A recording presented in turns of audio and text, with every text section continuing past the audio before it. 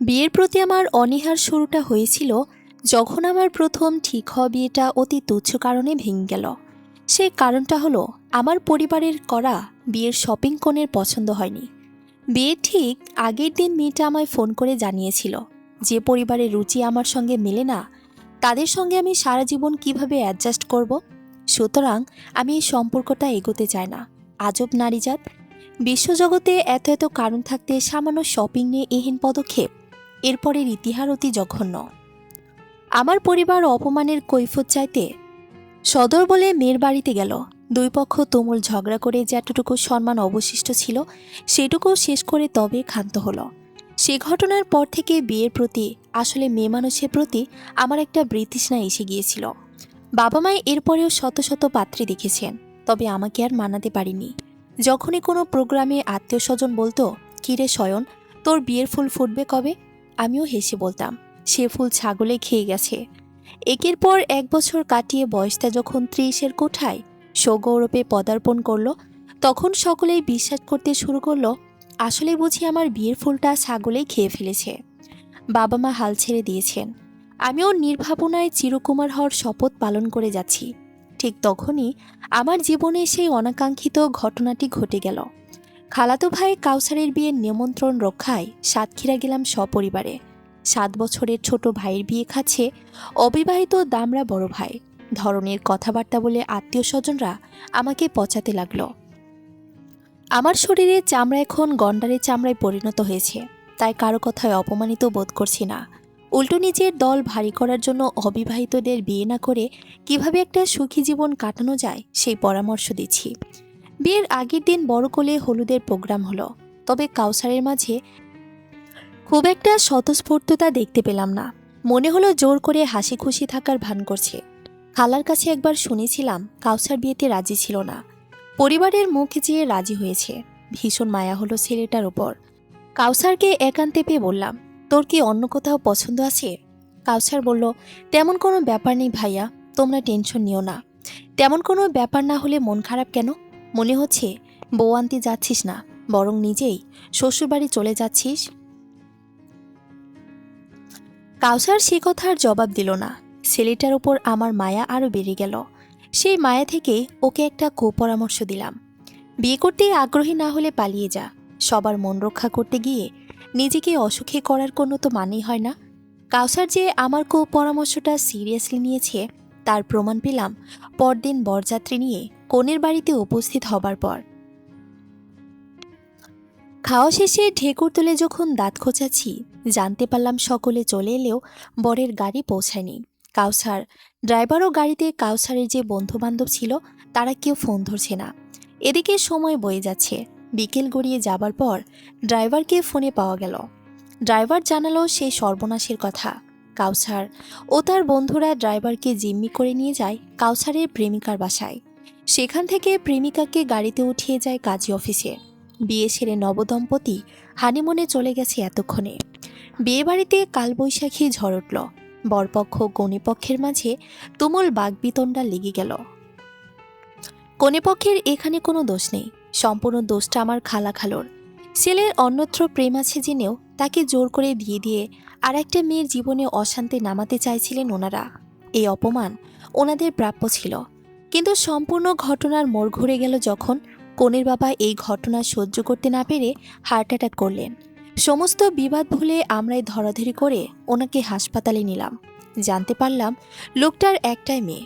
মধ্যবিত্ত বাবা মেয়েকে ধুমধাম করে বিয়ে দেওয়ার জন্য নিজের সমস্ত সঞ্চয় ব্যয় করে ফেলেছেন, অথচ মেয়ের বিয়েটাই হলো না। এর চেয়ে মর্মান্তিক কিছু হতে পারে? কনেকে হাসপাতালে প্রথমবার দেখলাম। লাল বেনারসি পরে মেয়েটা ছুটে এসেছে বাবার কাছে। মনে হলো বয়স খুবই কম। গতকাল কাউসারের জন্য যে মায়া হচ্ছিল, আজ তা ঘুরে এসে মেয়েটার ওপর পড়ল। এটুকু বয়সে এত বড় একটা ঘটনার সম্মুখীন হয়ে মেয়েটাও নিশ্চয়ই আমারই মতো বিয়ে বিমুখ হবে, পুরুষ জাতির উপর বিতৃষ্ণা জন্মাবে। আহারে, মেয়েটার প্রতি মায়া শুধু আমারই হলো না, হলো বরপক্ষের সকলেরই। তাই বাবা মা, খালা খালু সহ সব মুরব্বীরা মিলে সিদ্ধান্ত নিয়েছে কাউসারের বদলে বর হবে শয়ন, অর্থাৎ আমি।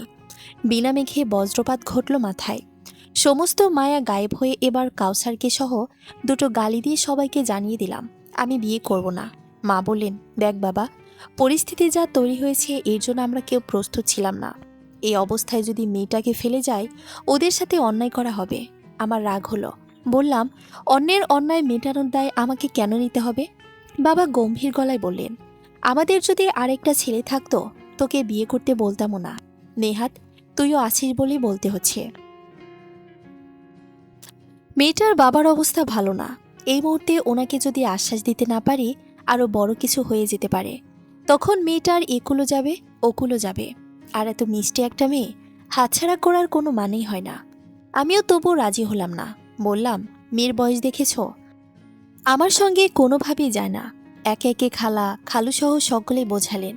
তখনই কাউসারের ফোন এলো। খালা খালু ফোন দিয়ে ইচ্ছে মতো বকলেন। কাউসার দুঃখী দুঃখী মুখ করে ক্ষমা চেয়ে বলল, আসলে আমার আর কিছুই করার ছিল না। ভাগ্যিস শেষ মুহূর্তে শয়ন ভাই পালানোর বুদ্ধিটা দিয়েছিল। সাহস করে কাজটা করে ফেললাম। তোমরা প্লিজ আমাকে ক্ষমা করে দিও। এরপরে যে ঝগড়াটা এলো তা সামলানোর ক্ষমতা আমার ছিল না। মনে মনে নিজেকে গালাগাল করলাম। কোনো কুলক্ষণে যে কাউসারকে পালানোর কথাটা বলেছিলাম, অজান্তেই নিজের খোঁড়া গর্তে নিজেই তলিয়ে গেলাম। খাটের ওপর বসে আছে লাল শাড়ি পরিহিত এক নারী, যার নাক অব্দি ঘোমটা টানা। কিছুক্ষণ পরপর ঘোমটার ভেতর থেকে নাক টানার শব্দ পাওয়া যাচ্ছে। শব্দটাও অত্যন্ত বিশ্রী। বিরক্ত সুরে বললাম, এখন কেঁদে কি হবে? যখন কেঁদে কেটে বিয়েটা ভাঙার কথা ছিল তখন তো ঠিকই ড্যাং ড্যাং করে কবুল বলে দিলে। তাহলে এখন এই ন্যাকামির মানে কি? বাসর ঘর মানে নারীর লজ্জিত অবয়ব, এমন একটা ধারণা সকলের মনে চিত্রিত থাকে। আমারও তেমনই ধারণা ছিল, কিন্তু সেই ধারণাকে মুহূর্তে গড়িয়ে দিয়ে মেয়েটা ঘোমটা তুলল। শুকনো খটখটে চোখ দুটি তুলে তাকালো আমার দিকে। আবারও নাক টেনে বলল, আমি কাঁদছি না তো, সর্দি হয়েছে তাই নাক টানছি। প্রথম বাক্যলা পেয়ে থতমত খেয়ে গেলাম। বিরক্তি বাড়ল আরেক ডিগ্রি। বললাম, রাবিশ। নাকে সর্দি নিয়ে বসে আছো কেন? টিস্যু নেই? খুঁজেছি পাইনি। চেয়েছো কারো কাছে? না। মেয়েটির কণ্ঠস্বর অত্যন্ত স্বাভাবিক, তাতে লজ্জা জড়তার কোনো ঠাঁই নেই। অল্প বয়সে আহ্লাদের নিব্বির মতো নাটকেপনাও নেই। একটু স্বস্তি পেলাম। কাজেই বিয়ে পড়ানোর সময় জানতে পেরেছিল ওর নাম যুথি। ছোটোখাটো রোগা পাতলা একটা মেয়ে, বয়স 19, অথচ দেখতে লাগে আরও ছোট। প্রথমে তো ভেবেছিলাম গলায় স্কুল পড়ুয়া মেয়ে ধরিয়ে দিচ্ছে। যাক, ততটাও ছোট নয়। ড্রয়ার থেকে টিস্যুর বক্স বের করে বিছানায় রেখে দিলাম। যুথি তার অতি ভারী বিয়ের শাড়িটা আগলে ধরে খাট থেকে নামতে হিমশিম খেল। ফ্রেশ হয়ে এসে আবারও খাটের এক কোণে চুপটি করে বসে পড়ল। ধপ করে বসে পড়লাম আমিও। নিজের চিরকুমার হওয়ার প্রতিজ্ঞা ভঙ্গ হওয়ার বেদনায় একদিকে কাতরাচ্ছি, আরেকদিকে সম্পর্কের দায়িত্ব পালনের জন্য মনকে বোঝাচ্ছি। বিবেক ও আবেগের জাতাকলে পিষ্ট হচ্ছি। যুথের দিকে তাকালাম। ওর অবস্থা তো আমার চেয়েও করুণ হওয়ার কথা। একে তো যার সাথে বিয়ে হওয়ার কথা সে পালালো। বাবা হাসপাতালে, অসুস্থ বাবার কথায় রাজি হয়ে বিয়ে হলো পাত্রের বড় ভাইয়ের সাথে। মেয়েটার ভেঙে পড়ার কথা ছিল, অথচ সে সামান্য কাঁদলও না। যদি কাঁদলে না হয় নিজের মনে চেপে রাখা কান্নাটা একটু সান্ত্বনা পেত। বললাম, যুথি, তোমার নাম? জি। ভালো নাম, আদিবা আক্তার। ডাকনাম যুথি? আমার নাম জানো? জানি, শয়ন শিকদার। বয়স জানো? না। অনুমান করো। যুথি আমার দিকে চাইল। কাজল লেপা দুই চোখে আমার মুখশ্রীতে বার দুয়েক পর্যবেক্ষণ শেষ করে বলল, 35-36। থতমত খেয়ে গেলাম। সামনেই আয়না। ছুটি গিয়ে নিজের চেহারাটা একটু যাচাই করে নিলাম। না, চুল তো পাকিনি, চামড়ায় কোনো ভাঁজ নেই। বললাম, তুমি কি মস্করা করলে? যুথি সহজভাবে ঘাড় নাড়ল। না তো। যা মনে এলো বললাম। আমি মনে রাগ মনে মাটি চাপা দিয়ে খড়খড়ে সুরে বললাম, তোমার পর্যবেক্ষণ ক্ষমতা চমৎকার। যুথি যেন ভরকাল। বলল, সত্যি এত? আমি আরেকটু গম্ভীর হয়ে বললাম, এর চেয়েও বেশি। আহারে, শেষে বুড়ো বর পেলে। যুথিকে একটু ভাবুক দেখালো। আমি বললাম, পড়াশোনা করো? করি। সাতক্ষীরার সরকারি কলেজে অনার্সে পড়ছি। কিছুদিন বাদেই ফার্স্ট ইয়ারের পরীক্ষা শুরু হবে। মেয়েটার ব্যাপারে আমার আগ্রহ বাড়ছে। এ মোটেও ভালো লক্ষণ নয়। তবু জিজ্ঞেস করলাম, পড়াশোনায় কেমন? ব্রিলিয়ান্টও না, আবার টেনে টুনে পাশ করার দলেও না। A+ না পেলেও A গ্রেড পাওয়া ছাত্রী বলতে পারেন। যদি খাটের এক পাশ ছেড়ে গিয়ে অপর পাশে নিঃসংকোচে শুয়ে পড়ল। ঘাড় বাঁকিয়ে আমার দিকে চেয়ে বলল, শুনুন, রাতে আমি একটু বেশি নড়াচড়া করি, আপনার অসুবিধে হলে বলবেন। যুথি আমার দিকে পিঠের দেয়াল তুলে ঘুমিয়ে গেল। ওর মাঝে সদ্য বিয়ে হওয়া বৌদের মতো লাজুকপনা খুঁজে না পেয়ে মনে মনে আরেকবার হতাশ হলাম আমি। আবার চমকেও গেলাম। বিয়ে হয়েছে কয়েক ঘন্টা আগে, এর মাঝেই এই মেয়েকে নিয়ে ভাবতে শুরু করেছি আমি। নারী জাতি আসলেই অদ্ভুত, এদের সংস্পর্শে থাকলেও বিপদ। ঘুমের মাঝে যুথি আসলেই অতিরিক্ত নড়াচড়া করে। আমি একপাশ ফিরে মরার মতো ঘুমাই। যুথির নড়াচড়ার চোটে আমার মরার মতো ঘুমও জ্যান্ত হয়ে গেল। প্রথম রাতে বিয়ে করা বউয়ের প্রতি বিরক্ত ধরে গেল। বাকি জীবন কাটানোর কথা তো ভাবতেই পারছি না। তবুও মেয়েটার বিয়ের ধকলে ক্লান্ত ভেবে একটু মানবিকতা দেখানোই যায়। আর আমি যথেষ্ট মানবিক। খানিক বাদে মনে হলো বর পাল্টে যাওয়া, বাবার অসুস্থতা, নতুন পরিবেশ, এত কিছুর পরেও এই মেয়ে নিশ্চিন্তে ঘুমাচ্ছি কি করে? কোথাও কাউসারের সঙ্গে আগে থেকে বুদ্ধি করে রাখিনি তো? আমার পরিবারও এই ষড়যন্ত্রে যুক্ত থাকতে পারে। মাঝরাতে নিজেকে প্রতারিত ভেবে আমি অস্থির হলাম। সঙ্গে সঙ্গে ডাকলাম যুথিকে। এই যুথি, এই আদিবা আক্তার যুথি। যুথি একটু মোস্টামুষ্টি করে চোখ মেলল। আমার দিকে ড্যাব ড্যাব করে কিছুক্ষণ চেয়ে থেকে আচমকা লাফ দিয়ে উঠে চারিদিক দেখতে লাগলো। আমি ওর চমক কাটতে না দিয়ে বললাম, তোমরা প্ল্যান করে আমাকে ফাঁসাওনি তো? যদি কিছুক্ষণ ফ্যালফ্যাল করে চেয়ে থেকে বলল, আপনি কি সিনেমার নায়ক? না। মিলিয়নিয়ার বা বিলিয়নিয়ার? তাও না। Scientist, doctor, engineer, BCS cadre অথবা বিজনেস টাইকন? হুম। 6 প্যাক, 6 ফুট লম্বা, ফর্সা, হাজারো নারীর ক্রাশ? তা হতে যাব কেন? তাহলে আপনাকে আমি ফাঁসাতে যাব কেন? আমার নিজের প্রতি গড়ে ওঠা সমস্ত গৌরবকে মুহূর্তের মাঝে চুরমার করে দিয়ে যুথি হাই তুলে আবারও ঘুমের মাঝে তলিয়ে গেল। সকাল 7টায় আমার ঘুম ভাঙার অভ্যাস।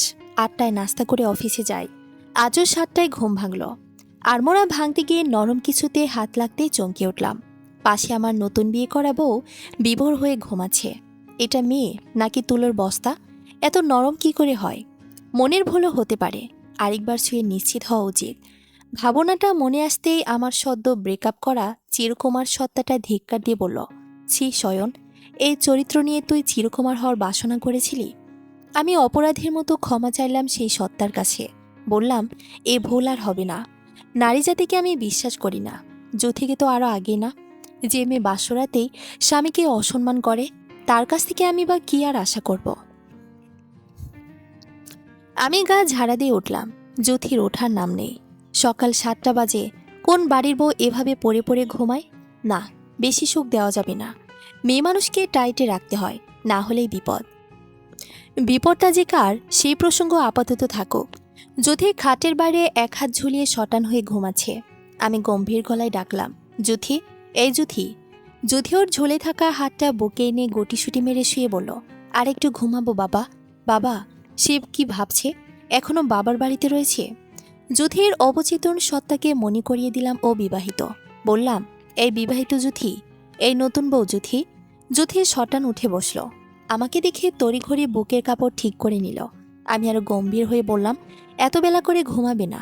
আমি 8টায় অফিস যাই। আগে ভাগে নাস্তায় তৈরি করে রাখবে।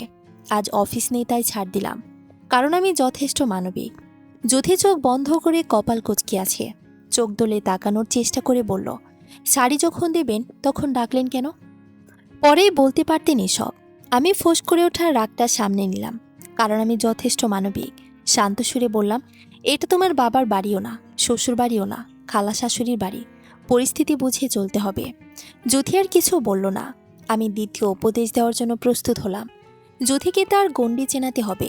শুরুতেই মাথার উপর উঠতে দিলে পরে আমার মাথাতেই, সে যাই হোক। স্কুলের করা ম্যাথ টিচারের মতো মুখ করে বললাম, শোনো, আমি তোমার যথেষ্ট সিনিয়র। আমার সঙ্গে আদব রেখে কথা বলবে। মুখে মুখে তর্ক করা, স্বামীকে সম্মান না দিয়ে রসিকতা করা, আজে বাজে প্যাচাল পেরে কান ঝালাপাড়া করার স্বভাব আমার একদম পছন্দ না। বউ যেহেতু হয়েছ, এসব মেনে চলতে হবে। আজকের জন্য এতটুকুই উপদেশ যথেষ্ট। যাও, শ্বশুর শাশুড়ির খোঁজ নাও গিয়ে। আমরা এখনও খালা বাড়িতেই রয়ে গেছি। আজ দুপুরে খানাপিনা শেষে নতুন বউ নিয়ে ফিরব। মা এসে বললেন, যাওয়ার আগে নতুন বরকে নিয়ে ওর বাবার সাথে দেখা করে আয়। কথাটা শুনে যুথির মুখ আলোকিত হতে দেখা গেল। সেই প্রথম ওর গোমরা চেহারায় একটু হাসির ঝলক দেখলাম। গোলগাল ছোট্ট মুখটা হাসলেই ভালো দেখায়। মায়া মায়া একটা পরশ আছে যেন। আবারও আমার প্রাক্তন সত্তা আমাকে সতর্ক করে দিল, নারী জাতি মায়ার ভান করেই সব ধ্বংস করে, সাবধান। আমি সাবধান হয়ে গেলাম। সারাদিন জ্যোতির থেকে যতটা সম্ভব দূরে থাকলাম। কারো সঙ্গেই বিশেষ কথাবার্তা বললাম না। সবাই ভাবলো এই বিয়েটা আমি মেনে নিতে না পেরে ভীষণ কষ্ট পাচ্ছি। মুরব্বীরা নানান পরামর্শ দিয়ে কান ঝালাভাড়া করে দিল। বিকেলে জ্যোতিকে আর এড়াতে পারলাম না। ঢাকার উদ্দেশ্যে রওনা হওয়ার সময় জ্যোতি আমার পাশেই বসল। বাবা মা বসলেন সামনের সিটে। গাড়ির হাওয়েতে উঠলেই বুঝলাম জ্যোতি জার্নি করতে পারে না। বমি টমি করে সবাইকে নাজেহাল করে ছাড়ল। এরপর ক্লান্ত শরীরে আমার কাঁধে মাথা রেখে ঘুমিয়ে পড়ল। ওর নরম গাল আমার গলার সঙ্গে লেপ্টে আছে। আশ্চর্য, মেয়ে মানুষ এত নরম হবে কেন? এত নরম হলে একে আমি শাসন করব কিভাবে? ব্যথা পাবে না? সারাটা পথ জ্যোতি ঘুমিয়ে কাটিয়ে দিল। বাড়িতে পৌঁছাতে অনেক রাত হলো। বাবা মা আগে নেমে গেলে আমি কি দ্বিতীয়বারের মতো জ্যোতিকে জাগানোর দায়িত্ব নিলাম। এবার যেন বাবা ভেবে ভুল না করে, তাই প্রথমে বললাম, এই বিবাহিত জ্যোতি, শ্বশুরবাড়ি এসেছ, দেখি ওঠো। জ্যোতি এবারও ঘুম থেকে উঠে আগে বুকের কাপড় ঠিক করলো। মেজাজ খারাপ হলো আমার। সারা রাস্তা গায়ের উপর পড়ে থেকে এখন খুব সংকোচ দেখানো হচ্ছে। জ্যোতিকে রেখে আমি নেমে গেলাম। আমার বাড়িতে জ্যোতিকে আদর করেই বরণ করা হলো। আকস্মিক বিয়ে হওয়ায় আমার দাদা বাড়ির আত্মীয়রা কেউ উপস্থিত ছিল না। খবর পেয়ে আমাদের আগে বাড়ি চলে এসেছে। নতুন বউকে বরণ করা হলো ফুলের শুভেচ্ছা দিয়ে। আমাকে শোপিস হিসেবে ওর পাশে সাজিয়ে রাখা হয়েছে। ভাই বোনরা মজা নিল এই বলে, খুব তো চিরকুমার হওয়ার ভং ধরেছিলে, শেষে এভাবে গলায় বিয়ের মালা তুললে যে দাওয়াতি পেলাম না। হাহা। আমার চাচির মিলে জ্যোতির বউ আদরের আয়োজন করেছে। বিশাল এক খাবারের ডালা সাজিয়ে সামনে দিয়েছে। দেখে মনে হচ্ছে জ্যোতির চেয়ে ডালার ওজনই বেশি। এবারও আমি শোপিস, বিয়ে তো আমিও করেছি। নিজের চিরকুমার সত্তাকে বিসর্জন দিয়ে একটা বিয়ে ভাঙা অসহায় মেয়েকে উদ্ধার করেছি। কই, আমাকে তো এত আদর দেখানো হচ্ছে না। একদিনে এত বৈষম্য। যাই হোক, তাতে আমি খাওয়ার সুযোগটা ছাড়লাম না। জ্যোতি পাখির মতো অল্প একটু খায়। ওর ভাগেরটাও আমি খেয়ে নিলাম। খাওয়ার পর ঘটল আরেক বিপত্তি। কাজিনরা আমাকে রুমে ঢুকতে দিচ্ছে না। নিজের ঘরে ঢুকতে চাঁদা দাবি করছে। এত অত্যাচার মানতে না পেরে দিলাম ধমক। বেচারারা সব লেজ গুটিয়ে পালালো। আমি দপদপিয়ে ঘরে ঢুকে বেকল হয়ে গেলাম। ওরা গাজরা ফুল দিয়ে মাকড়সার ফুলের মতো বাসর সাজিয়েছে। খুব চিল্লাপাল্লা করতে ইচ্ছে হলো, কিন্তু পারলাম না।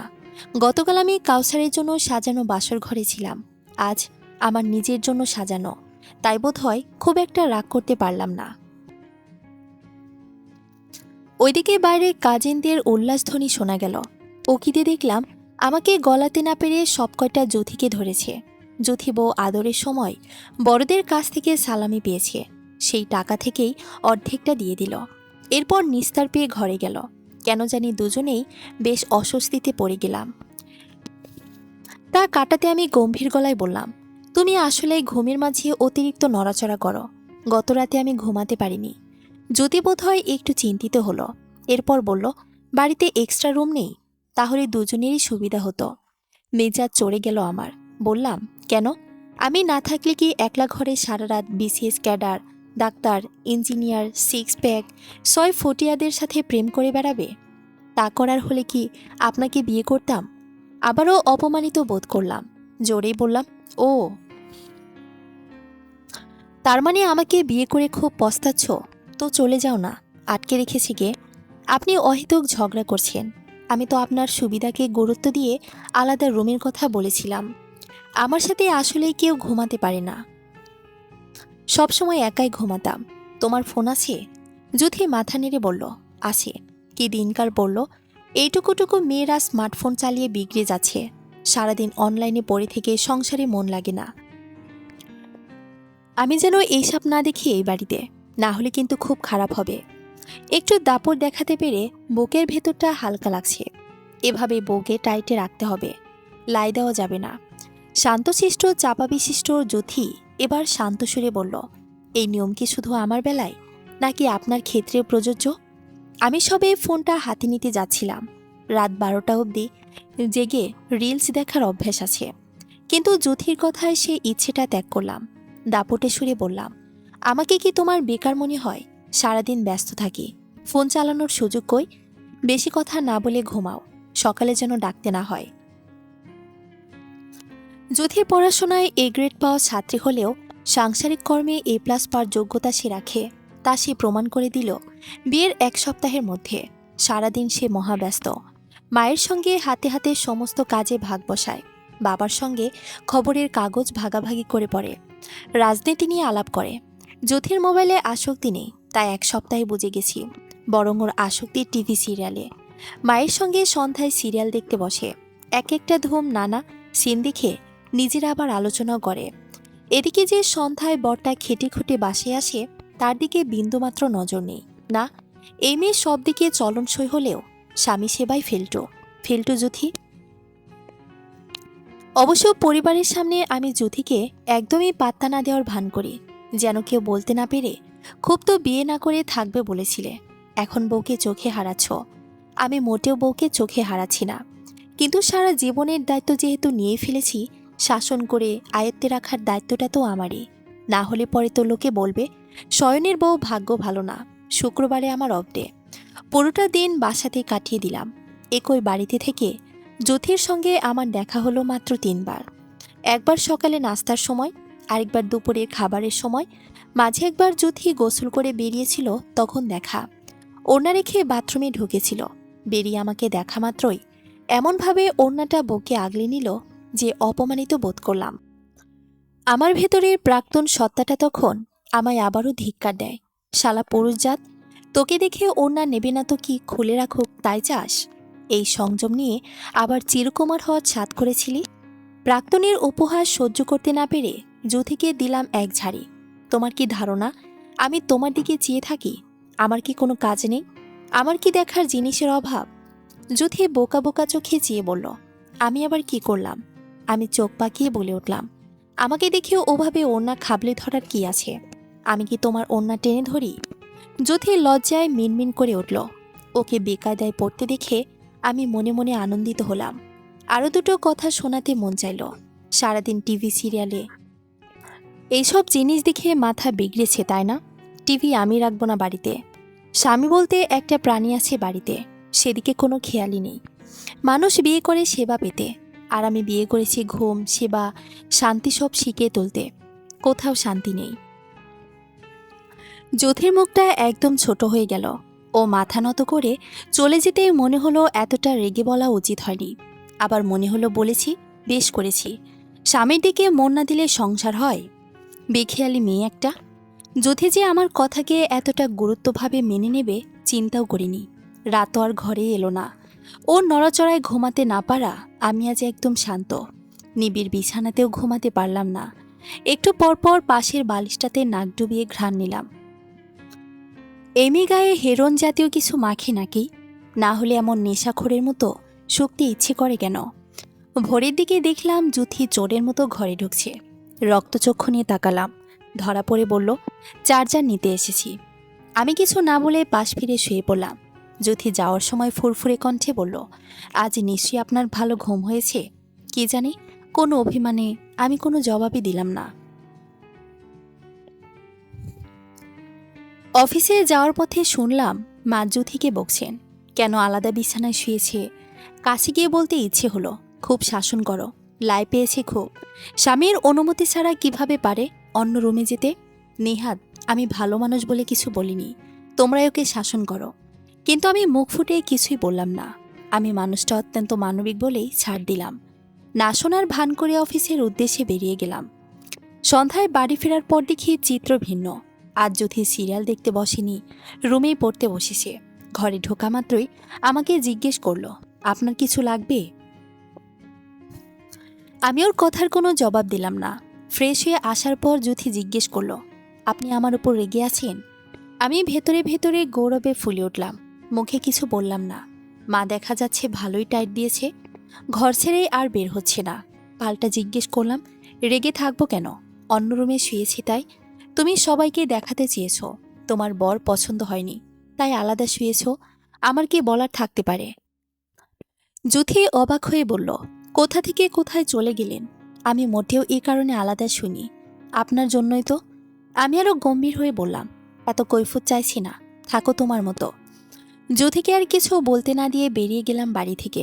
ফিরলাম একটু রাত করে। ঘুমানোর সময় হঠাৎ খেয়াল করলাম যুথি মেঝেতে বিছানা করছে। মেজাজ চড়ে গেল। ধমকে বললাম, এই, তোমার সমস্যা কি?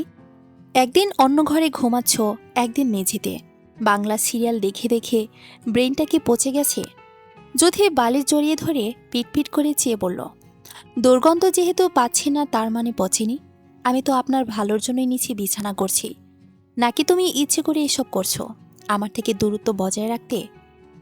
তোমার কি প্রেমিক আছে? ভেগে যাওয়ার চিন্তা করছো? যুথি অবাক হয়ে বলল, ছি ছি, এসব কি কথা? না হলে নিজের আপন স্বামীর আশেপাশে ঘুরঘুর করার বদলে তুমি নিজেকে এমন প্যাকেট করে রাখো কেন? মতলব তো সুবিধার না? আমার এক বন্ধুর বউ এরকম বিয়ের পর শুধু দূরে দূরে থাকতো, পরে শুনে বয়ফ্রেন্ড নিয়ে ভেগেছে। যুথি আমার দিকে তীক্ষ্ণ চোখে চেয়ে রইল।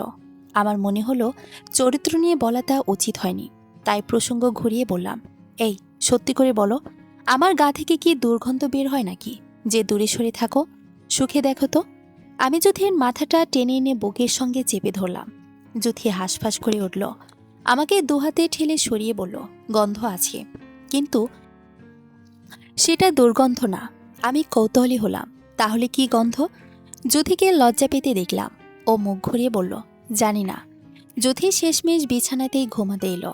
এই মেয়ে শোয়া মাত্রই ঘুমিয়ে যায়। যথারীতি একটু পরে শুরু হলো হাত পা নড়াচড়া। আজ আর এই অত্যাচার সহ্য করলাম না, এত ছাড় দেওয়া যাবে না। সপাটে ঝাপটে ধরে বুকের ভেতর ঢুকিয়ে নিলাম। দুই হাতে জাপটে ধরলাম ওর দুই হাত, আর পা তুলে দিলাম পায়ের উপর। এবার দেখি কেমন নড়াচড়া করতে পারো। যুথি ঘুম ভেঙে গিয়ে আগে ওড়নায় হাত দিল। মেজাজ আর ধরে রাখতে পারলাম না। ওড়নাটা টেনে নিয়ে ছুঁড়ে ফেললাম মেঝেতে। যুথি একদম চুপ হয়ে গেল। একটু পর জড়ানো কণ্ঠে বলল, হাত ঢিলে করুন। আমি আরো শক্ত করলাম। বলল, হুম, আজ থেকে তোমার ট্রেনিং শুরু হলো। ঘুমের মাঝে নড়াচড়া বন্ধে ট্রেনিং। কোনো ছাড় দেওয়া চলবে না, চুপ করে ঘুমাও। যুথি ঘুম ঘুম কণ্ঠে বিড়বিড় করল, বললেই মানতে হবে? হ্যাঁ হবে, কারণ আমি তোমার বর। হুম, বর বর। আমার ঘরটা পুরোদমে বেদখল হয়ে গেছে। এখন আর এই ঘরে কোনো কিছুই আমার মন মতো পায় না। কোনোদিন দেখি পর্দার রং বদলে পিঙ্ক কালার হয়ে গেছে, বিছানা বালিশের কভার হয়ে গেছে লাল। অবশ্য আগে আমার ঘরের পর্দা, বিছানা বালিশের কভারের কি রং ছিল সেটা কখনো খেয়াল করিনি। এক মাস সেসব অধোয়া পড়ে থাকলেও আমার কিছুই আসতে যেত না। এখন খেয়াল করি সবই যা ঝকঝকে। যুথি ধুলোবালি একদমই পছন্দ করে না, সুতরাং ঘরের উপর প্রতিদিন ভালোই ঝাড়ু মোছা পড়ে। এমনকি পারলে সে আমাকেও ধুয়ে শুকোতে দেয়। একদিন আমি গোসল করে আসা মাত্রই ভ্রু কুচকে চেয়ে বলল, গায়ে সাবান মাখেননি? সরিষার তেলটা হাতে পায়ে লাগাতে লাগাতে বললাম, মেঘেছি তো কালকে। আর আজ? আজ আবার কি? আমি কি খেতে খামারে কাজ করে এসেছি নাকি? আমি এসিতে বসে কাজ করি, একটুও ঘামগন্ধ হয় না, তাই বলে সাবান দেবেন না? আমি সাবান না মাখাই যুথি যেন ভীষণ কষ্ট পেল। জানালার মোক্ষম সুযোগ, দাঁত কেলিয়ে বললাম, একটা সপ্তাহ যাক, ভেবে দেখব। এবার যুথি ইয়া আল্লাহ বলে ছিটকে দুই হাত দূরে সরে গেল। আমি তেল চুপচুপে হাত দুটো বাড়িয়ে দিয়ে বললাম, এই সার্ফ এক্সেল যুথি, এসো একটু জড়াজড়ি করি। গায়ে ময়লা থাকলে এমনিই ডলা খেয়ে উঠে যায়। যুথির নাক ছিটকে মরিপড়ি করে ছুটে পালিয়ে গেল। আমি কেবিনেটের আয়নার সামনে দাঁড়িয়ে মনের সুখে গায়ে তেল মাখলাম। এটা আমার একমাত্র স্কিন কেয়ার। বিয়ের আগে আমার ঘরে কোনো বড় আয়না ছিল না। বিয়ের এক সপ্তাহ না যেতেই আমার বাবা স্পেশালি যুথির জন্য বিশালেই আয়নাযুক্ত কেবিনেট এনেছেন। একদম মাথা থেকে পা অবধি দেখা যায়। কত রকমের স্নো পাউডার যে দেখা যায় তাতে। সব আমাকেই কিনে দিতে হয়, না দিলে এই মেয়ে গিয়ে আমার বাবা মায়ের কাছে ইনিয়ে বিনিয়ে বলে দেয়। আমার বাবা মাও এখন বেদখল। না না, সবাই সবার জায়গায় ঠিক আছে। আমি হয়ে গেছি উদ্বাস্ত। শার্টটা গায়ে জড়িয়ে খেতে বসলাম। যুথি আর মা হাতে হাতে খাবার বেড়ে দিল। মা একটু রান্নাঘরে যেতে যুথিকে শুনিয়ে বললাম, কেবিনেটটা অর্ধেক কেটে ফেলতে হবে, না হলে আমার সেভিংস সব ওটা ভরতেই চলে যাবে। মা শুনে ফেলে জবাব দিলেন, এ আবার কেমন কথা, কাটবে কেন? জিনিসপত্রের দরকার আছে না ঘরে? বললাম, দুইজন মানুষের অত বড় জিনিসের কোনো দরকার আছে? অপচয়। আজ দুইজন আসিস, কাল ৩-৪ জন হতে সময় লাগবে। বাচ্চা কাচ্চার কাপড় কই রাখবি তখন? আমি থতমত খেয়ে গেলাম। যথির দিকে এক পলক চেয়ে বললাম, কিসের বাচ্চা? এমনিতে তো একটা বাচ্চা মেয়ে ধরে বিয়ে করে দিয়েছ। মা হেসে বললেন, কে বাচ্চা মেয়ে? যথি। আরে, মেয়েরা একটু বয়সে ছোটই হয়। ওর বয়সে তোর পেছনে ছুটে আমার জান কয়লা হয়ে যেত। যথি ততক্ষণে ধূপধাপ পা ফেলে ছুটে পালিয়ে গেছে। আমি বেচারা নাতি নাতনি নিয়ে মায়ের শখের গল্প শুনতে পড়ে রইলাম। ইদানিং জুঠি আর ওড়না নিয়ে বাড়াবাড়ি করে না, এমনকি মাঝে মাঝে ঘরের ভেতর ওড়না গায়ে নেয় না। তাতেও আমার মেজাজ খারাপ হয়। এসব চোখের অত্যাচার সহ্য হয় না। একদিন ডেকে বললাম, আদব লেহাজ ভুলে গেছো? আমি তোমার গুরুজন হই, আমাকে দেখে মাথায় কাপড় দেবে। আর তুমি আজকাল এমন ধূপধাপ করে হাঁটো কেন? মোলায়েম ছন্দে হাঁটবে, যেন আওয়াজ না হয়। যথি আধাত ঘোমটা দিয়ে ঠোঁট বাঁকিয়ে বলল, আগে শুনতাম শাশুড়িরা বউদের জ্বালাতন করে, কদমে কদমে দোষ ধরে। আমার বেলায় সেই মানুষটা হয়েছেন আপনি। আমি হতবাক হয়ে ওর যাওয়ার দিকে তাকিয়ে রইলাম। ভেতরের প্রাক্তন সত্তাটা বলে উঠল, দেখলি দুটো দিন নরম হয়ে বউকে টেনেছিস, কি টানিসনি? তাতে বুলি ফুটেছে। এরপর তোকে নাকি দড়ি দিয়ে ঘোরাবে। এই জন্যই বলি, মেয়ে মানুষের থেকে দূরে থাক। গরিবের কথা বাসি হলে সত্যি হয়। রাতের বেলা ঘুমাতে গিয়ে প্রাক্তন সত্তার কথা ভুলে গেলাম। আবারও বেহাইয়ার মতো 2 হাতে ওকে কাছে টানতে গেলে যুথি আমাকে প্রত্যাখ্যান করল। আধাত ঘোমটা দিয়ে মাঝে একটা কোলবালিশ ফেলে বলল, গুরুজনদের সামনে সবসময় মাথায় কাপড় রাখতে হয়, আদব লেহাজ রাখতে হয়। আমি চোখ গরম করে বললাম, তো তুমি কি ভাবছো আমি তোমাকে ছোঁয়ার জন্য উতলা? পাখির মতো পুচকি একটা শরীর, চাপা দিলেই চ্যাপ্টা হয়ে যাবে। তা নিয়ে আবার অহংকার? আমি উল্টো পাশ ফিরে শুয়ে পড়লাম। যুথির হাসির শব্দ শোনা গেল। কত বড় ফাজিল, আমাকে নিয়ে হাসে। আসলে বউকে লাই দিতে নেই, প্রাক্তনী আমার আপন। কিছুক্ষণ বাদে যুথির ভারী নিঃশ্বাসের শব্দ শোনা গেল। আমি ফেলছি দীর্ঘ নিঃশ্বাস। শালার নির্লজ্জ মন এত কিছুর পরে নেশাখোরের মতো ওই মেয়ের গায়ের গন্ধ নেওয়ার জন্য আমাকে উত্ত্যক্ত করছে। যাই হোক, মনকে আমি অনেক ভালোবাসি, মনের জন্য এইটুকু করাই যায়। আমি কোলবালিশটা সরিয়ে ফেললাম, যুথিকে টানলাম নিজের কাছে। আমি ওর সারা মুখে ছুঁয়ে ছুঁয়ে দেখলাম। যুথির গাল দুটো এত নরম যে আঙ্গুল ছোঁয়ালে ডেবে যায়। যুথি হঠাৎ আমার হাত ধরে ফেলল, বলে উঠল, মুরব্বি মুরব্বি, ওহো ওহো। চমকে উঠে বললাম, তুমি ঘুমাওনি? সুরসুরি দিলে ঘুম হয়? আমতা আমতা করলাম, আমি তো মশা তাড়াচ্ছি। আবছা আলোয় দেখলাম যুথি ঠোঁট টিপে হাসছে। বলল, আপনি সব সময় আমার সাথে ক্যাটক্যাট করেন কেন? আমার বিবাহিত বান্ধবী থেকে গল্প শুনতাম ওদের বড়রা কত কেয়ার করে, আর আপনি খালি ধমকান আর দোষ ধরেন। আপনি বড় না, আপনি একটা বর্বর। এইটুকুনি পাখির সাইজের একটা মেয়ে, তুমি আমায় বর্বর বলো? বর্বরতা কি তুমি চেনো? যদি সে কথা আর জবাব না দিয়ে বলল, মুরব্বি, আপনি আমাকে যত ছোট ভাবেন আমি ততটাও ছোট না। যুথি যে ছোট না, এই সত্যটার মুখোমুখি হয়ে আমি এলোমেলো হয়ে গেলাম। আমার প্রাক্তন সত্তা সেই মুহূর্তে উকি দিয়ে বলল, সাবধান শয়ন, নারীর মোহে ভুলিস না, সংযমী হ। প্রাক্তনের জন্য আজ আর মায়া অনুভব করলাম না, বরং ভুল সময়ে ফুসরাতে আশায় ঝাড়ি দিয়ে বিড়বিড় করলাম, তোর সংযমের গোষ্ঠী গিলাই। যুথি বলল, কি বলছেন? কিছু না। আপনি যে ঘুমের ঘোরে আমার সুযোগ নেন, এটা কিন্তু ঠিক না। আমি কঠিন একটা ধমক দিলাম, সুযোগ নেই মানে? আমার অধিকার আছে, আরও বেশি কিছু করতে পারি, দেখাবো। যুথি মিটমিট করে হাসছিল। মনে হলো সবার আগে ওই গা জ্বালানো হাসিটা বন্ধ করা দরকার, না হলে ভুলভাল আচরণ করে ফেলতে পারি। হাসি বন্ধ করার চূড়ান্ত পদক্ষেপটাই গ্রহণ করলাম। আমার ঠোঁটের ভাঁজে আটকে দিলাম ওর দুটি নরম তুলো ঠোঁট। সবসময় ছটফট করা যুথি এখন একেবারে বরফের মতো ঠান্ডা ও স্থির হয়ে গেল। যুথির ফার্স্ট ইয়ারের ফাইনাল পরীক্ষা চলে আসায় ওকে ফিরে যেতে হলো সাতক্ষীরায়। যাওয়ার আগের কিছুদিন যুথিকে আমি ভীষণ শাসনে রেখেছিলাম। এই মেয়ে বিয়ের পর পড়ালেখা ভুলে গেছে, পরে ফেল করলে লোকে ভাববে সাংসারিক চাপে বুঝি পড়ার সময় পায় না। আসলে যে সে পড়তে চায় না তা কেউ বলবে না, দোষী হব আমি। তাই দোষ কাটাতে একটু করা শাসনই করলাম। যুথি পড়তে বসতে অন্যমনস্ক হয়ে যায় বারবার। আমাকে দেখে মাঝে মাঝে মিটমিট করে হাসে। আমি কি হাসির বস্তু নাকি? যেই না ধমক দেই, আড়ালে ঠোঁট বেঁকিয়ে বলে, বর্বর একটা। আমি কঠিন চোখে চেয়ে থাকি। কঠিন চোখে যুথির প্রতিটা অঙ্গভঙ্গি দেখি। দেখতে দেখতে ভাবি, এ মেয়েটা ইদানিং সুন্দর হয়ে যাচ্ছে কেন? নাকি আমারই চোখের ভুল? না হলে ওকে বারবার দেখতে ইচ্ছে করবে কেন? ঘুমাতে যাওয়ার আগে যুথি ভালোমতো হাত মুখ ধুয়ে আসে। ফেসওয়াশের সুগন্ধ ওকে ঘিরে রাখে। এরপর আয়নার সামনে বসে মুখে কী সব যেন মাখে। আজও তাই করতে যাচ্ছিল। আমি ছোঁ মেরে কৌটোটা কেড়ে নিলাম। যুথি হতভম্ব হয়ে বলল, কেড়ে নিলেন? এসব মাখবে না। কেন মাখব না? আমি আরও গম্ভীর হয়ে বললাম, আমি আদেশ করেছি তাই। তুমি তোমার স্বামীর আদেশ মানতে বাধ্য। চাপা বিশিষ্ট যুথি ইদানি খুব পটর পটর করে। আমার সাথে তর্ক করাটা বোধ হয় ওর সবচেয়ে প্রিয় কাজ। বলল, আপনি যুক্তি ছাড়া আদেশ করলেই মানতে হবে কেন? এইসব মেখে টেকে টাকা নষ্ট করার কোনো প্রয়োজন নেই। তোমার একমাত্র প্রসাধনী তোমার স্বামীর চুমো। যুথির চোখ পিটপিট করে এদিক ওদিক নজর ঘোরাতে লাগলো। লজ্জা পেলে ওকে একদম লাল টুকটুকে দেখায়।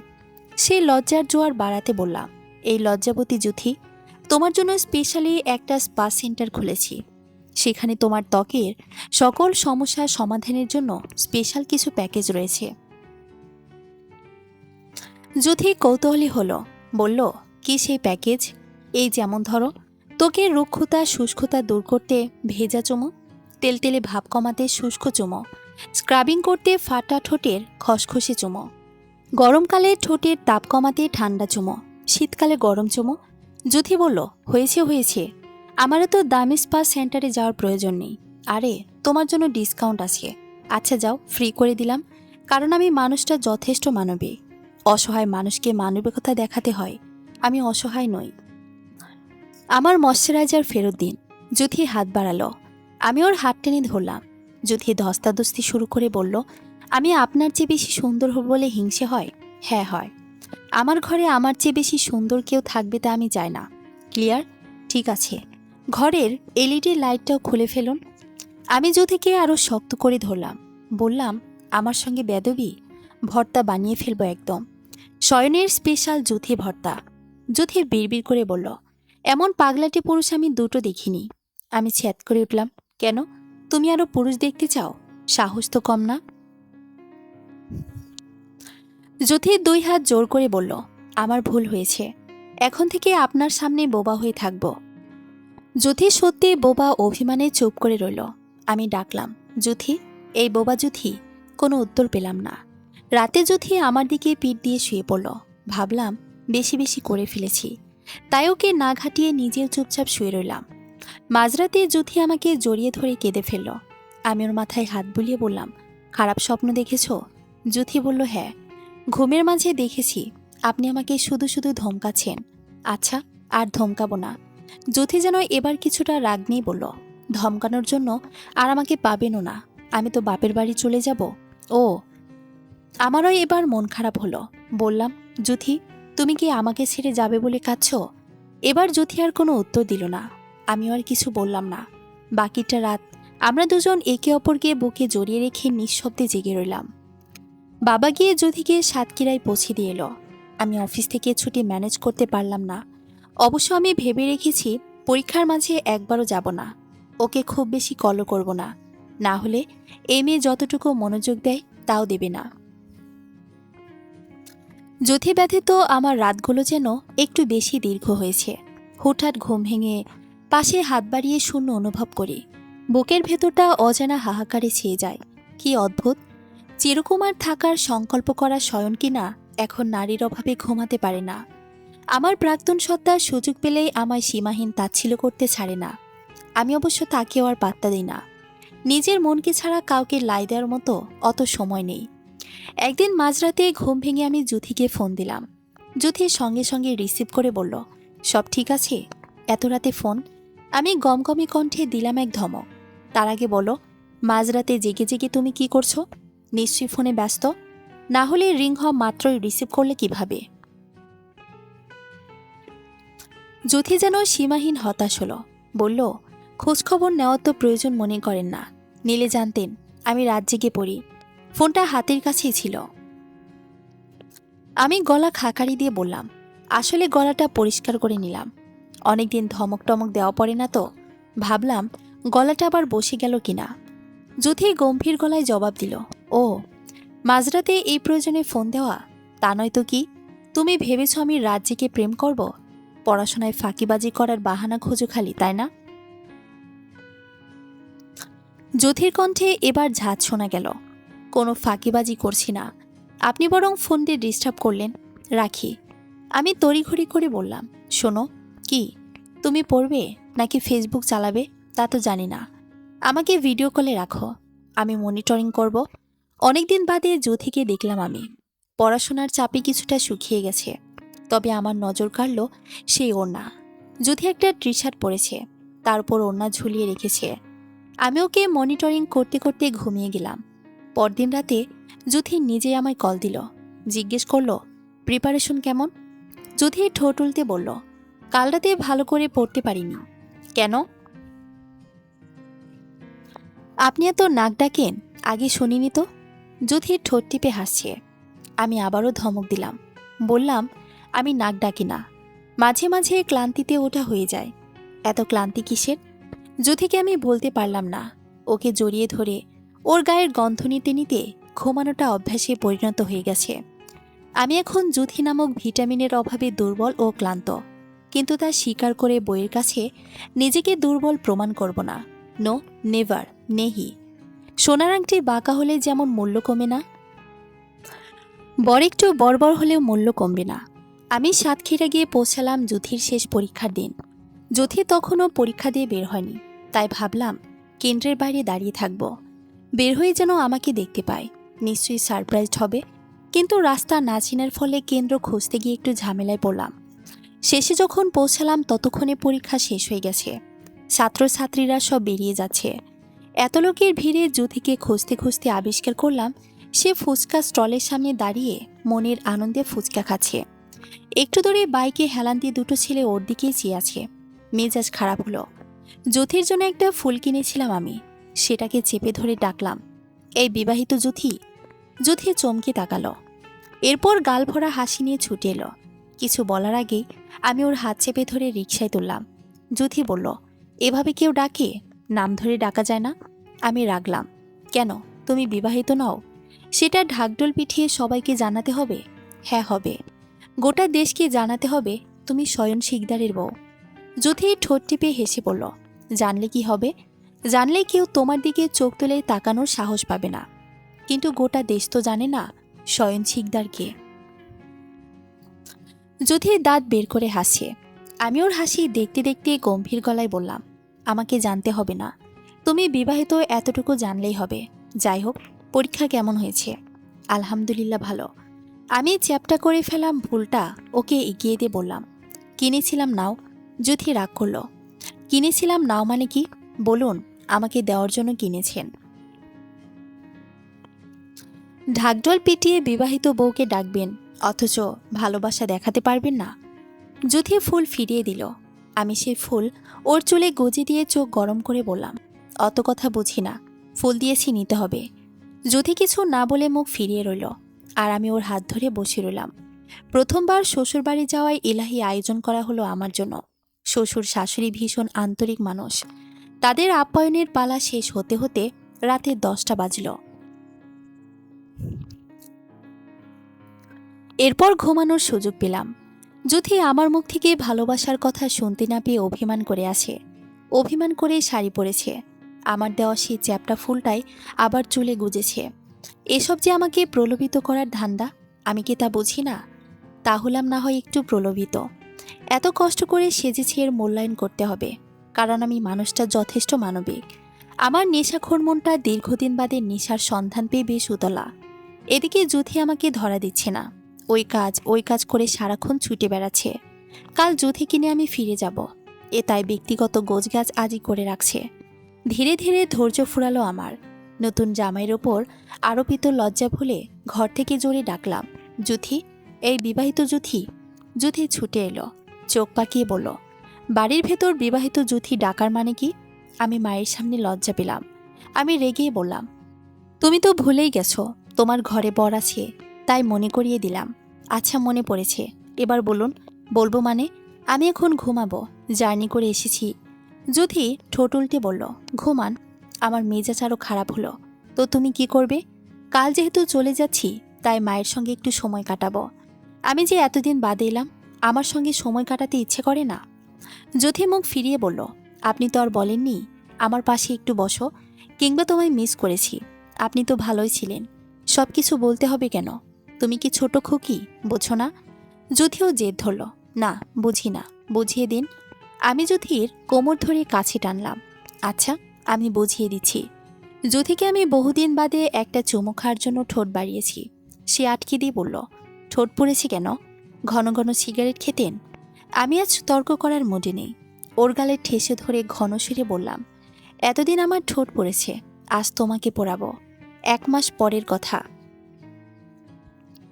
দুপুর গড়িয়ে তখন 2:30 বাজে প্রায়। অফিসে কাজ করছি। এমন সময় বাড়ি থেকে কল এলো। মা বলল, যথি কখন ফিরবে? আমি একটু বের হব, ওকে বাসায় রেখে যেতাম। আমি অবাক। যথি ফিরবে মানে? কোথায় ও? মা দ্বিগুণ অবাক হয়ে বলল, ও তো তোর জন্য লাঞ্চ নিয়ে বেরিয়েছে, ফোনটাও ভুলে রেখে গেছে। যায়নি ওখানে? আমি অফিসের বাসা থেকে খুব বেশি দূরে নয়, 20 টাকা অটো ভাড়া দিয়ে চলে যাই। যথি গতকাল রাতে গল্পে গল্পে আমাকে বারবার অফিসের লোকেশন জিজ্ঞেস করেছে। আমি তখন এত কিছু ভাবিনি। অফিস ছেড়ে বের হলাম। পথঘাট না চেনা এই মেয়েকে এখন কোথায় পাই? তার উপর ফোনটাও নেয়নি। অফিসের চারপাশের গলিতে 2 চক্কর দিলাম, খুঁজে পেলাম মার্কেটের মধ্যে। আমাকে দেখে ছুটে এসে বুকে ঝাঁপিয়ে পড়ল যথি। অনুযোগের সুরে বলল, আমি কতক্ষণ ধরে আপনার অফিসটা খুঁজছি, পাচ্ছি না, সব হিজিবিজি লাগছে। আমি খুব কষ্টে রাগ সংবরণ করলাম। বললাম, পাকামো করে আসতে বলেছিল কে? আপনাকে সারপ্রাইজ দেব ভেবেছিলাম। খুব সারপ্রাইজড হয়েছি। এই দেখো, শীতের দুপুরে ঘেমে অস্থির। যথি সরল নিষ্পাপ চাহনি দিয়ে বলল, সরির গোষ্ঠী গিলাই, বাসায় চলো। আর একদিন যদি এরকম বোকামি করেছে তো ঠ্যাং ভেঙে ঘরে বসিয়ে রাখব। যথির হাত ধরে রিকশায় তুললাম। অফিসে না এনে সোজা বাসায় নিয়ে গেলাম। পুরোটা রাস্তা আচ্ছা মতো ঝাড়লাম ওকে। যথি একদম চুপ করে রইল। বাসায় ফিরে যথি সোজা ঘরে ঢুকেছে। আমি খাওয়ার সময় বের হইনি। মনে হলো এতটা না বকলেও পারতাম। ও তো আমার জন্যই বেরিয়েছিল। নিজে বকে এখন নিজেই গেলাম মিল ধরতে। যথি খাটে শুয়ে আছে। ওর চোখ মুখ দেখে কেন জানি স্বাভাবিক মনে হলো না। কাছে গিয়ে জিজ্ঞেস করলাম, না খেয়ে শুয়েছো কেন? ভালো লাগছে না। আমি যথির কপালে হাত দিয়ে তাপমাত্রা মাপলাম, স্বাভাবিক। তারপর বললাম, খেয়ে নাও, এরপর শুয়ে থাকো। যথি উঠল না। সারা বিকেল শুয়েই কাটালো। সন্ধ্যার আগে হঠাৎ আবদার করলো, আমার তেঁতুলগুলা পানিতে ডুবিয়ে ফুচকা খেতে ইচ্ছে করছে, এনে দিন না। এগুলো বাজে খাবার, ভালো কিছু খাও। যথি জেদ ধরল, আমি বাজে খাবারই খাবো। দোকানদার পাছা চুলকে এরপর সেই হাত দিয়ে ফুচকা ধরে। ওসব খাবার তুমি ঠোঁটে ছোঁয়াবে, আর ওই ঠোঁট দিয়েই রাতে আমাকে চুমু খাবে? অসম্ভব। যথি আমার দিকে এমন করে চাইল যেন আমি ওর ফুচকা খাওয়ার ইচ্ছেটাকে নিজ হাতে হত্যা করেছি। আর সেই হত্যার অপরাধে যতি আমাকে চুমু খাওয়া বন্ধ করে দিল। 2 দিন ওর ঠোঁট আমার জন্য নিষিদ্ধ ব্যস্ত হয়ে গেল। তবুও আমি ফুচকা এনে দিলাম না। পরদিন দেখলাম শাশুড়ি বৌমা মিলে একসাথে বসে ফুচকা খাচ্ছে। আমি কিছু না বলে যথির দিকে একটা কড়া চাহনি দিয়ে ঘরে ঢুকে গেলাম। কিছুক্ষণ বাদে যথি 1 প্লেট ফুচকা এনে বলল, নিন, এটা দোকানের পাছা চুলকানোর ফুচকা নয়, আমি আর আম্মা মিলে ঘরে বানিয়েছি। আমার অন্তরের অসন্তোষ তাতে গেল না। বললাম, তুমিই খাও, খেয়ে তোমার মূল্যবান ঠোঁটকে শিখিয়ে তুলে রাখো। যথি ভাব ধরে বলল, রাখবই তো, আমার ঠোঁট সিন্ধুকে ভরে রাখবো, তবুও বিড়ির পাছায় চুমু দেওয়া কোনো ব্যক্তিকে ছুঁতে দেব না। যথি আমাকে হতভম্ব করে রেখে চলে গেল। রাতে সকলের সাথে খেতে বসে ঘটালো আরেক বিপত্তি। কয়েক গ্রাস ভাত খেয়ে মুখ চেপে ধরে বাথরুমে দৌড় দিল। আমি কিছু বুঝতে না পেরে পেছনে গেলাম। যথি বমি করছে। আমি ওর মাথা চেপে ধরলাম, চোখে মুখে পানি দিয়ে ঘরে এনে বকতে লাগলাম। বারবার বলি, খাওয়া দাওয়াটা ঠিক রাখবে, হেলদি খাবার খাবে। তা না, নিজের মর্জি মতো চলে অসুখ বাঁধাবে। নিশ্চয়ই ভাজা পোড়া খেয়ে পেটে গ্যাস হয়েছে। এসব যে আমাকে দিয়ে সেবা করিয়ে নেওয়ার ধান্দা, আমি কি তা বুঝি না? যথি মিনমিন করল। আমি একটা গ্যাস্ট্রিকের ওষুধ এনে দিলাম। যথি বলল, আমার ওষুধ লাগবে না। কেন? আপনি বুঝবেন না?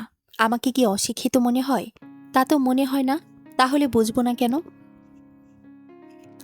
যুথি জবাব না দিয়ে মাথা নিচু করে রইল। ওর হেয়ালিতে আমার মাথা ধরে গেল। কিছু না বলে চুপচাপ বেরিয়ে গেলাম। মাঝরাতে যুথি আমার বুকের উপর উঠে এলো। দুদিন ধরে শিকে তুলে রাখা ঠোঁটের নিষেধাজ্ঞা ভেঙে আমার গাল ভিজিয়ে দিল। আমি বললাম, হঠাৎ এত দয়া এলো কোথা থেকে? দুদিন ধরে তো সৎ বউয়ের মতো ব্যবহার করেছ, এখন কি আপন বউ লাগছে? আমি জবাব দিলাম না। যুথি ঋণঋণে সুরে হেসে অন্ধকার ঘরে আলোড়ন ছড়িয়ে দিল। বলল, আপনি এত বোকা কেন? আমি বোকা? সেদিনের মেয়ে তুমি আমাকে বোকা বলো? শুধু বোকা না, একঘেয়েমিতেও সেরা। বোকা বর, একগুঁয়ে বর্বর। একটা সময় ছিল যখন নিজের একঘেয়ে জীবন নিয়ে আমি খুবই বিরক্ত ছিলাম। অফিস, বাসা, পরিবার, বন্ধুদের সঙ্গে আড্ডা দেওয়ার বাইরে জীবনে আর কোনো বিশেষ চমকপ্রদ বা আনন্দময় ঘটনার অস্তিত্ব ছিল না। এরপর আমার জীবন এলো বিবাহিত যুথি। অবিবাহিত অবস্থায় তাকে আমি চিনতাম না, তাই ওর প্রথম পরিচয় আমার কাছে সর্বদা বিবাহিত যুথিই থাকবে। এরপর একদিন সকালে ঘুম থেকে উঠে শুনি বিবাহিত যুথি ডাবল যুথি হয়ে গেছে, মানে একের ভিতর দুই। সে দুইয়ের পেছনের কারিগর অবশ্যই আমি। একথা শুরুতে ভাবতে আমার ভীষণ লজ্জা লাগত। বাবা মায়ের সামনে গেলে দেখতাম ওরা মিটমিট করে হাসে। আত্মীয় স্বজন ফোন করে বলে খিল্লি ওরায়, কিরে শয়ন, তুই নাকি বাবা হবি? কেমনি কি ভাই, তুই না চিরকুমার থাকতে চেয়েছিলি? বন্ধুরা হেসে বলে, শয়ন তো 5G স্পিডে ড্যাডি হয়ে গেলি, তোর না চিরকুমার থাকার কথা। আর আমার সেই ছ্যাঁকা খাওয়া প্রাক্তন সত্তা, সে তো আমায় লাথি মেরে চিরতরে চলে গেছে। যাওয়ার আগে বলেছে, শালা বেইমান, আমার সঙ্গে এঙ্গেজ থাকা অবস্থায় নিশ্চয় রাতে লুকিয়ে লুকিয়ে ইমরান হাশমির ভিডিও দেখতি, না হলে এত অধপতন কি করে হলো? লুচ্চা বদমাস, আমি তোর চেয়ে বেটার ডিজার্ভ করি। সকলের তাচ্ছিল্য সহ্য করতে করতে আমি এমনিতেই ডিপ্রেসড ছিলাম। সেই ডিপ্রেশন আরেক দফা বাড়িয়ে দিল যুথি। বাচ্চা পেটে আসার পর থেকে আমাকে যেন সহ্যই করতে পারে না। ওর অত্যাচারে প্রতিদিন সাবান ডলে 2 বেলা গোসল করতে হয়, না হলে নাকি আমার গা থেকে শুটকির মতো গন্ধ বের হয়। শুটকির গন্ধওয়ালা বরকে ওর চুমু খেতে ইচ্ছে করে না, জড়িয়ে ধরতে ইচ্ছে করে না, আবার পারফিউমও মাখতে পারি না ওর জ্বালায়, খালি গন্ধ আর গন্ধ। তাই আমি এখন ওর কাছে গন্ধবর হয়ে গেছি। নেহাত আমি মানুষটা যথেষ্ট মানবিক, তার বইয়ের এত জ্বালা সহ্য করি। যুথির নতুন নাম দিয়েছি বমিকল। সারাদিন ওই একটা কাজই মন করে করে, উঠতে বসতে বমি, ঝগড়া করলেই হুমকি দেয়, আপনার গায়ে কিন্তু বমি করে দেব। আমিও কি দমে যার পাত্র নাকি? পাল্টা হুমকি দিই, করেই দেখো না, 1 সপ্তাহ গায়ে সাবান মাখবো না, না মাখলেন আমিও আপনার কাছে ঘেঁষব না। আমি যেন ঘেঁষাঘেঁষি করতে বসে আছি। যুথি গাল ফুলিয়ে বলে, রাতে যেন কেউ আমার গায়ে হাত না দেয়, রাতে যেন কেউ আমার বুকে মাথা না রাখে, মনে থাকবে? রাতে ঘুমানোর সময় যুথি ওর বালিশ আর কাঁথা দিয়ে হাঁটা দিল। আমি কাঁথা টেনে ধরলাম, কোথায় যাওয়া হচ্ছে? আম্মার সাথে ঘুমাবো। সে যেখানে খুশি ঘুমাতে পারো, আমার বাচ্চা রেখে যাও। যুথি কপাল কুঁচকে বলল, বাচ্চা পেট থেকে বের হলে রেখে যাব, ঠিক আছে?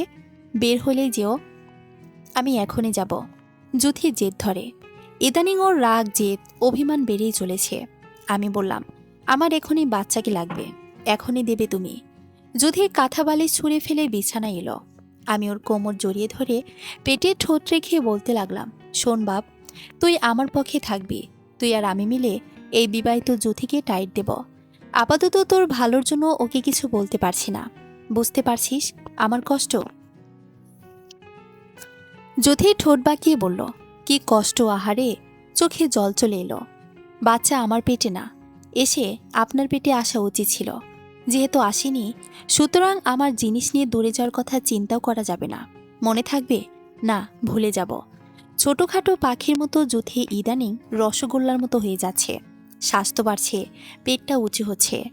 একদিন মাঝরাতে হুট করেই ঝাঁকিয়ে আমার ঘুম ভাঙালো, বলল, বাবু নড়ছে, হাত দিন, ফিল করুন। আমি পেটে হাত রেখে কিছুই বুঝতে পারি না, অথচ যুথির চোখে পানি। আমি উদ্বিগ্ন হলাম, বললাম, এই বাপ, নড়িস না, তোর মা ব্যথা পায়। যুথি বলল, ব্যথা পায় না, তাহলে কাঁদছ কেন? খুশিতে।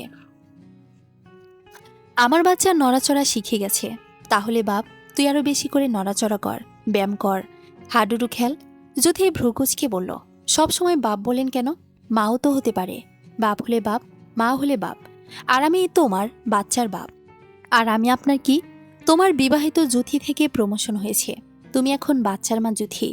জুথির পরবর্তী দিনগুলো কাটলো খুবই অসুস্থতায়। রাতে ভালো মতো ঘুমাতে পারে না, শরীরে পানি আসে, সারাক্ষণ অস্থির অস্থির করে। ভালো মন্দ খাবার হলে পেট ভরে খেতেও পারে না। ওকে দেখে আমার কষ্ট হয়। সান্ত্বনা দিতে গেলে আমার উপর উল্টো চড়াও হয়ে বলে, দূরে থাকুন, আপনার জন্যই আমার এই অবস্থা। আপনাকে আমি কোনোদিন ক্ষমা করব না, কোনোদিন ছোবেন না আমাকে। আচ্ছা, আর ছোব না বলে আমি জুথির মাথায় হাত বুলাই। জুথি কাঁদতে কাঁদতে বলে, থাকবো না আর আপনার সাথে। আপনাকে আপনার বাচ্চা বুঝিয়ে দিয়ে আমি বাবার বাসায় চলে যাব। মায়ের কোলে গিয়ে সারা দিনরাত ঘুমাবো। কতদিন ভালো করে ঘুমায় না, ভালো মন্দ খায় না। খাবার ও ঘুমের জন্য জুথি কাঁদতে কাঁদতে আমার বুকেই ঘুমিয়ে যায়। এদিকে ওর কান্না দেখে আমি ঘুমাতে ভুলে যাই। মাঝরাতে জুথি ঘুম থেকে উঠে বলে, আমি যদি মরে যাই আপনি আবার বিয়ে করবেন? তুমি মরবে না জুথি, আমার বাচ্চাকে পালবে কে?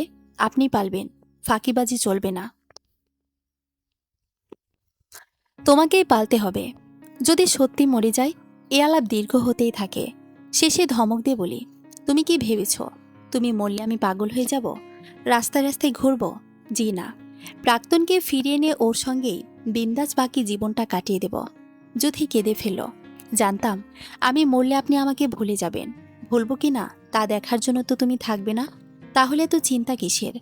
যুথি চোখ মুছে বলল, আমার সংসারে প্রাক্তন নিয়ে থাকবেন আপনি? এত শখ? আপনাকে আমি সুখে থাকতে দেব ভেবেছেন? আমি আপনার ঘাড়েই চেপে থাকব।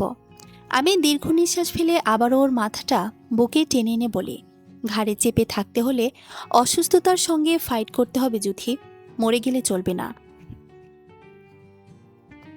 আমি জানি তুমি ফাইট করতে পারবে। এত সুন্দর বর ছেড়ে কেউ কি চলে যেতে পারে? যুথি ফোপাতে থাকে, আমার জন্য আপনারও একটু মায়া হয় না? আমি জানি। আমি বিড়বিড় করি, তুমি আমার ঘর হয়ে গেছো যুথি। ঘর ছাড়া আমি কোথায় আশ্রয় পাবো? তোমার বরের যে বর্বর হওয়া ছাড়া আর কোনো যোগ্যতাই নেই। তারপরে হেমন্তের সকালে আমার একমাত্র বিবাহিত যুথি সত্যি সত্যি প্রমোশন পেয়ে বাচ্চার মা যুথি হয়ে গেল। আমাদের জীবনে এলো প্রথম কন্যা সায়নী শিকদার জুই। জুই আমার কোলে আসার পর আমি নিজের দাপট হারালাম। কণ্ঠ উঁচু হয়ে গেলেও সতর্ক হয়ে যায়, মেয়েটা আমার ভয় পেল না তো। অন্যদিকে যুথি হলো আরও দাপুটে, আমার সঙ্গে চোখ রাঙিয়ে কথা বলে। পুরো সংসার ওর কথায় চলে। জুই হয়েছে ছোট্ট একটা পাখির ছানা। দিনের বেলা সে সাদা পায়রা, রাতে পেঁচা পাখি। সারা রাত নিজেও জাগে, চিৎকার করে পুরো বাড়িকেও জাগিয়ে রাখে। মাতৃত্বের ধকলে বিধ্বস্ত যুথি কান্না থামাতে থামাতে বিরক্ত হয়ে আমার দিকে চেয়ে বলে, 9 মাস পেটে রাখলাম আমি, বের হলো একদম বাপের মতো। কিছু হলে গলা চড়িয়ে দেয়। আমি গর্বের সঙ্গে বলি, আমার মেয়ে তো আমার মতোই হবে, কষ্ট পেও না। পরের 5টা তোমার মতো করে বের হবে। কয়টা? মাত্র 5টা। এরপর যদি মুড হয় না হয় সংখ্যা বাড়বে। যুথির সঙ্গে সঙ্গে জুইকে আমার কোলে ধরিয়ে দিয়ে বলে, নিন, এটাকে আগে সামলে দেখান, আমি পরেরটা প্রস্তুতি নিচ্ছি। জুইকে সামলাতে গিয়ে মাঝরাত পেরিয়ে যায়। ভোরের দিকে জুইকে ঘুম পাড়িয়ে আমি যুথির পাশে ভিড়ি। যুথির ঠোঁট টিপে হেসে বলে, সামাল দিতে পারলেন অবশেষে। আমিও হার মানার পাত্র নই। জবাব দেই, আমি তো পারলাম। তোমার প্রস্তুতি কতদূর? যুথি পালানোর সুযোগ খোঁজে। সরুন তো, সকালে কত কাজ আমার, একটু ঘুমিয়ে নিই। আমি খপ করে ওকে ধরি, এই ফাঁকিবাজ যুথি, এখন তোমার একমাত্র কাজ আমাকে সময় দেওয়া। যুথি আমার বাহুতে আবদ্ধ হয়ে গাল ফোলায়। আমার কি একটা সুন্দর নাম পাওয়ার অধিকার নেই? খালি ফাঁকিবাজ যুথি, বাচ্চার মা যুথি, ডায়পার লাভার যুথি। ভালো কথা বাবুর, ডায়পার শেষ হয়ে যাবে কাল, বিকেলের মধ্যে এনে দেবেন। আমি হেসে উঠলাম, দেখলি তো কেন তোমায় ডায়পার লাভার যুথি বলি? একটা ভালো নাম অবশ্য আছে তোমার। শুনবে কি সেটা? আমি আরও নিবিড় হই। যুথিকে বুকের ভেতর জাপটে ধরে জবাব দেই, শয়নের জান যুথি। সমাপ্ত।